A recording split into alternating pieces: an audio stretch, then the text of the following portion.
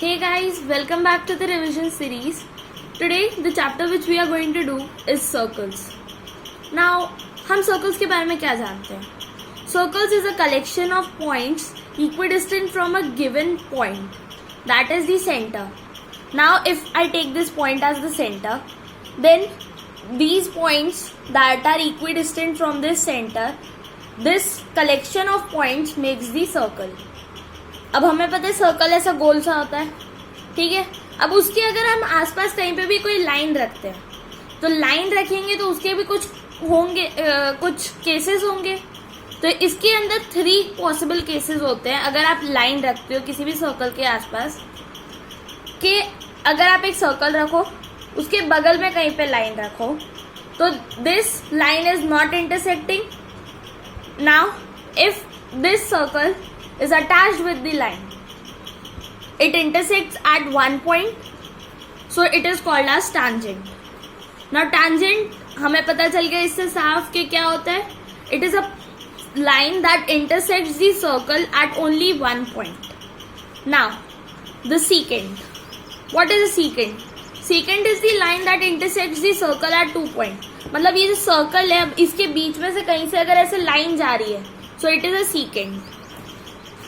Now अब हमें इतना तो पता चलेगा कि सर्कल्स और लाइंस क्या कुछ ऐसे रिलेशंस है.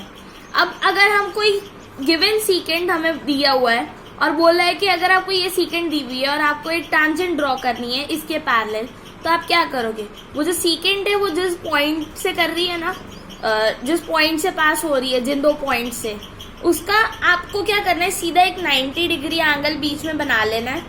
90 डिग्री से ऐसे स्ट्रेट लाइन जाएगी. स्ट्रेट लाइन जाएगी तो जिन 2 पॉइंट पे, यानी इसका जो डायमीटर टाइप में बन गया, तो वो डायमीटर के जो 2 एंड पॉइंट्स है जो सर्कल के एंडिंग पे हैं, उन पे आप सीधा 2 लाइन ड्रॉ कर दीजिए एट 90 डिग्री. तो वो आपके 2 हमारे टैंजेंट आ जाएंगे. वही for a given secant you can draw only 2 parallel tangents at diametrically opposite points. Now अब हमें इतना तो पता चल गया. इसके अलावा हमें इस चैप्टर के अंदर कुछ थियरम्स भी दिए हुए हैं. अब वो थियरम क्या है? फर्स्ट थियरम हमें जो दिया हुआ है, that the tangent to the circle at any point is perpendicular to the radius of the circle that passes through the point of contact. यानी अब अगर एक सर्कल है, उसका अगर मैं सेंटर पॉइंट ओ लेती हूँ, तो उसके नीचे अगर हम टैंजेंट बनाते हैं ए बी, तो ओ और ए बी के जो पॉइंट जिस पे वो हमने देखा कि जो टैंजेंट होता है वो किसी एक पॉइंट पे इंटरसेक्ट करता है सर्कल को, वो point is known as point of contact और पॉइंट ऑफ टैंजेंसी. अगर आपको क्वेश्चन आता है पॉइंट ऑफ टैंजेंसी आपको गिवन है, तो उससे आपका वो एंगल क्या होगा, तो आपको पता रहना चाहिए कि जो आपका पॉइंट ऑफ टैंजेंसी है वो पॉइंट है जिसपे आपका टैंजेंट सर्कल को इंटरसेक्ट कर रहा है. सो यहाँ पे अगर मैं सपोज पॉइंट ऑफ टैंजेंसी P लेती हूँ, तो OP हमारा क्या हो जाएगा, इज परपेंडिकुलर टू AB. यानी OPB एंगल मेरा 90 डिग्री होगा और OPA एंगल मेरा 90 डिग्री होगा. उसके अलावा जो हमारा सेकेंड थियरम है वो रिलेट करता है number of tangents from a point वाले कॉन्सेप्ट को. क्योंकि अगर हमें एक गिवन पॉइंट है इन सर्कल और ऑन दी सर्कल और आउट ऑफ द सर्कल, हमें ये पता होना चाहिए उसके अंदर कितने उससे हमारे टैंजेंट्स हम ड्रॉ कर सकते हैं. तो इसके 3 केसेस होते हैं. Inside the circle. अब इनसाइड दी सर्कल अगर हम रख रहे हैं पॉइंट, तो हमें इतना तो पता है ना, it is on the external boundary. Tangent external boundary पे सर्कल को टच करता है. इनसाइड अगर वो टच कर रहा है तो टैंजेंट थोड़ी है, वो सीकेंट है, या तो आपका कॉर्ड हो जाएगा, लेकिन वो टैंजेंट नहीं होगा. So there are no tangent possible in the interior if a point is given in the interior of the circle.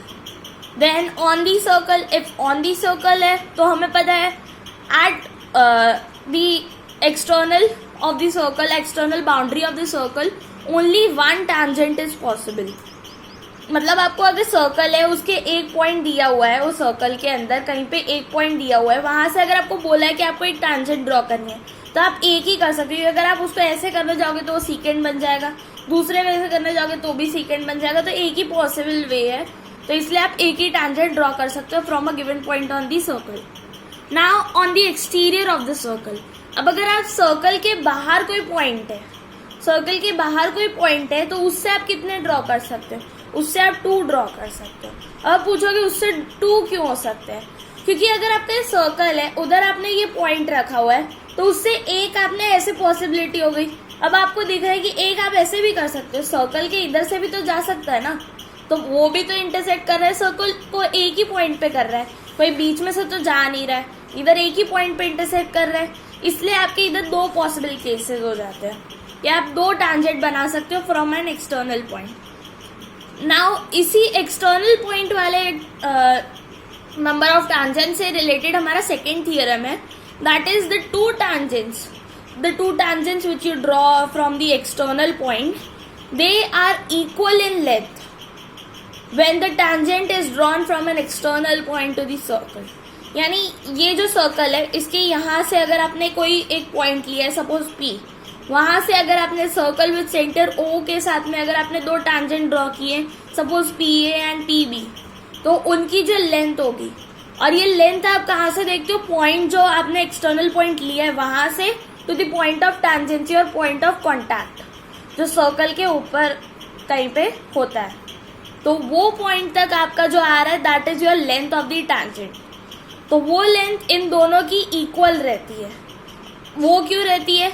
अब इसके अंदर आपका वो ट्रायंगल वाला कॉन्सेप्ट आ जाता है। ये सपोज अगर ये सर्कल है, उसके सामने ये पॉइंट है, यहाँ से आपने ये ड्रॉ किया, यहाँ से आपने ये ड्रॉ किया, ये आपका सेंटर है, सेंटर से यानी यहाँ तक आपका रेडियस है, तो पॉइंट ऑफ टैंजेंसी से यहाँ तक रेडियस है, और हमें पता है कि point tangent at the point of tangent at the point of tangency is perpendicular to the center of the circle।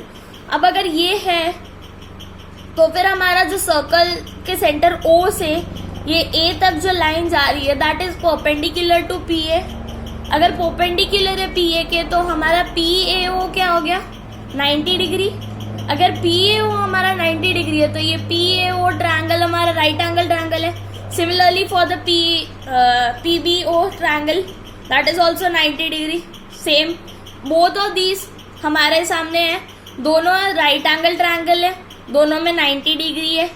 Hypotenuse दोनों का क्योंकि एक ही लाइन है, ऐसे सर्कल उसके सामने ये पॉइंट है, यहाँ पे एक पॉइंट, यहाँ पे पॉइंट ऑफ टैंजेंसी दोनों टैंजेंट्स के, तो सेंटर तक जो लाइन जा रही है P से O तक वो तो दोनों ट्रायंगल्स में कॉमन है ना, यानी वो हाइपोटेनस है। अगर आप उसको फ्लिप करके देखेंगे तो फिर वो आपको हाइपोटेनस दिखेगा। अगर हाइपोटेनस दोनों का इक्वल है, हमारा राइट एंगल हो गया, हाइपोटेनस हो गया, अब उसके अलावा OA और OB इक्वल है। अब आप पूछोगे ये कैसे? क्योंकि वो सर्कल का रेडियस है।